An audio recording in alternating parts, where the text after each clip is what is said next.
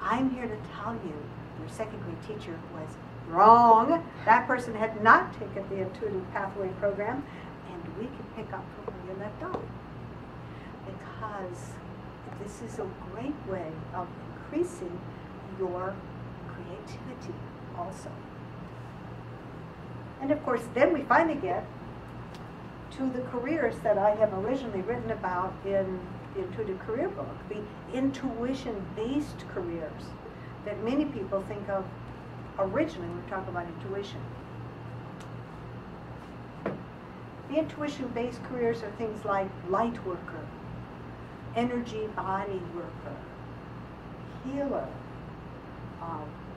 maybe even somebody who reads cards for a living, or somebody who uses dowsing rods or the pendulum to get information.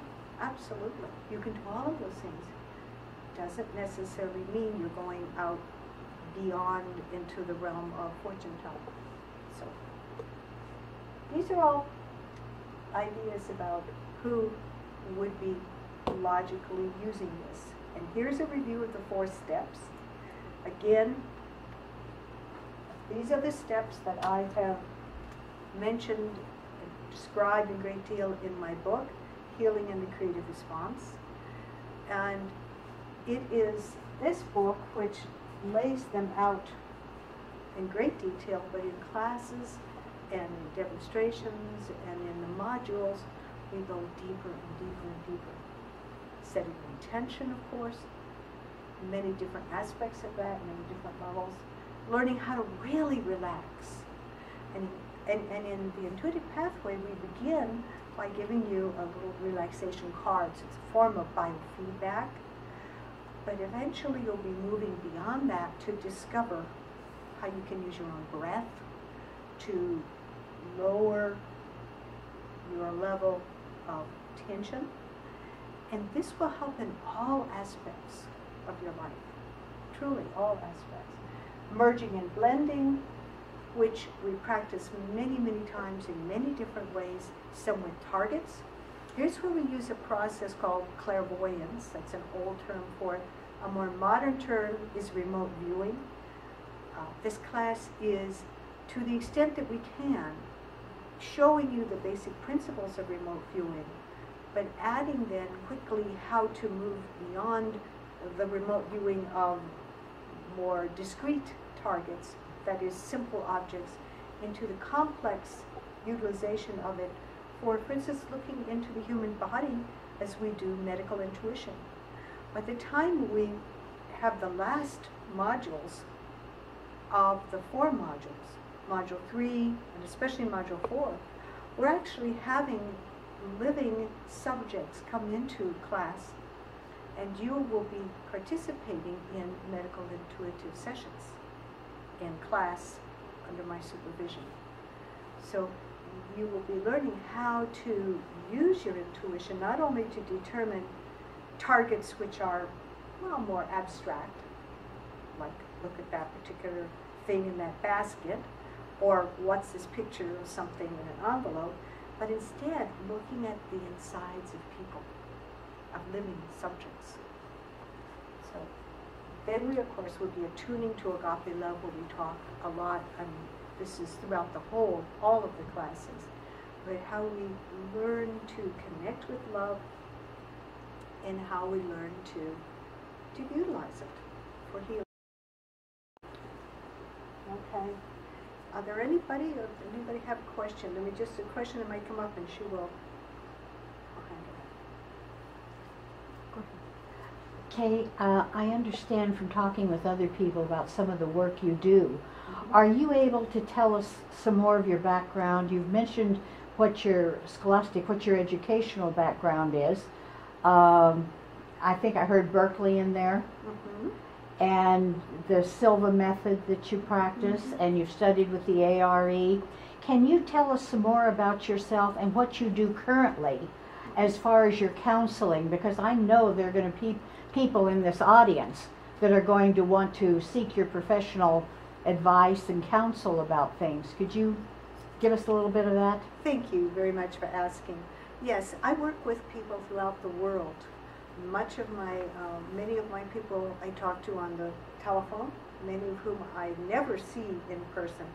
I'm using my own clairvoyance, the remote viewing, with them.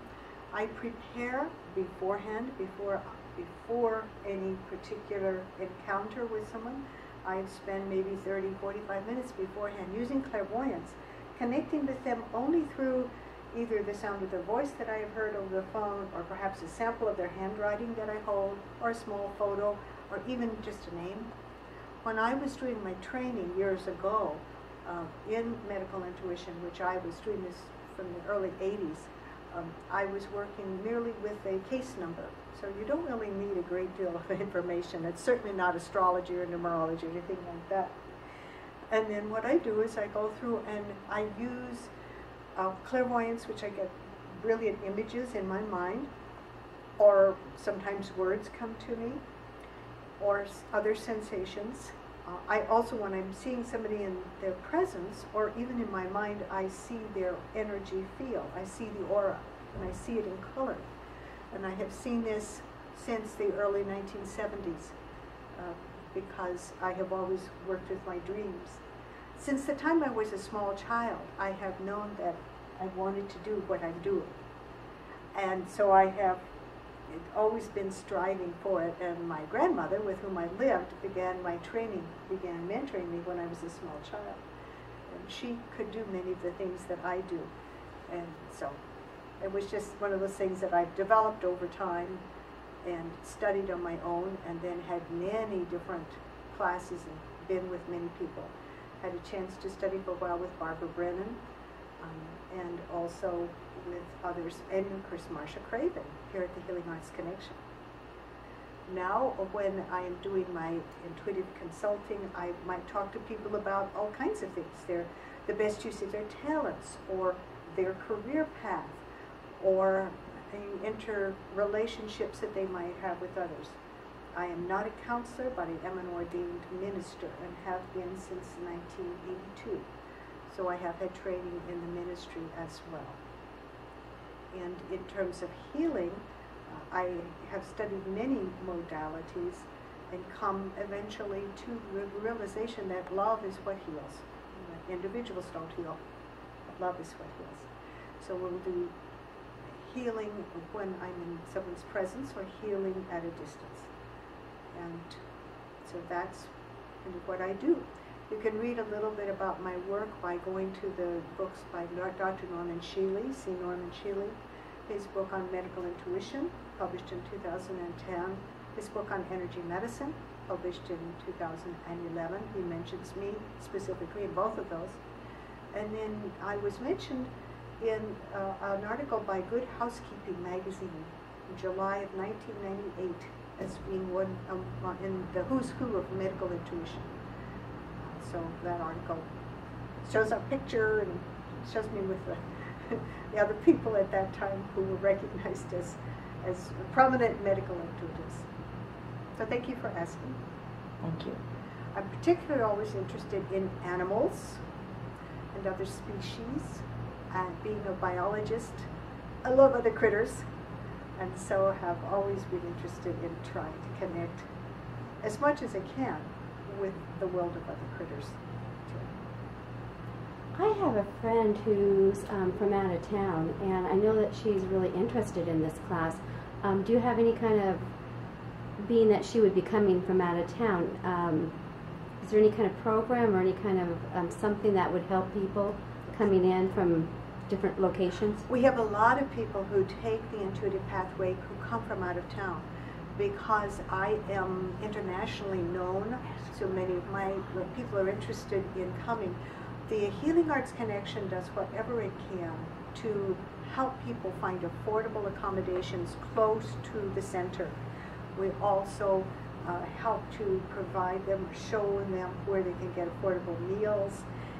Because we have a Friday night and followed by Saturday with the modules, it's very convenient. They could come, fly in on a Friday in the morning and stay overnight and fly out that Saturday night. The other classes also are, we try to schedule them so that a person can often take the creative self-care, an introduction to healing, intuitive healing, as well as stacking them with the tip modules. Thank you for asking. Are there any other questions? Yes. If you don't think you're intuitive, are you going to be able to really help somebody become intuitive by taking this class? If you don't believe intuitive, If you don't believe it. but you want to help somebody else become intuitive, Well, if you don't really believe yourself that you can do this, can you help us to really be able to be intuitive? oh, certainly. That's the audience we're looking for. If you were already at the place where you felt that you were as intuitive as you could be, you might not have the learner's mind or the beginner's mind. An individual has to be willing to be open and try. And if you're going to be open and try, and we work with you and encourage you, and with practice, absolutely. But one of the big things that we do in this class, which I think is not done as much in other classes, but I could be wrong, but when we are together, we have opportunity to go beyond the typical academic approach. It isn't strictly, well, this is the fact, you write it down, then you regurgitate it back to me. We actually have energetic exchange. We call them inductions in the tip modules. Every time we meet, we have a deep induction process that takes you further past any blocks, going even down to the Akashic record, down to the place of the skein of the soul, where the individual might have had other experiences at other times that might not have been as positive, shall we say, and we help to move past them. Some people are, we don't know where their resistance comes from. Sometimes it's they want to use their gifts, but they don't want to make money at it, or sometimes they are afraid to use them because they've been taught something. So it's very important to get beyond fear, to move to a place of comfort. Thank you for asking.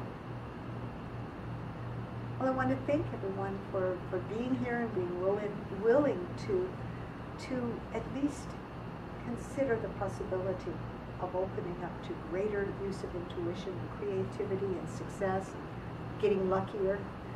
And we hope to see you in the intuitive program here at the Healing Arts Connection. It's Kay Randall May signing off, and hope to see you soon.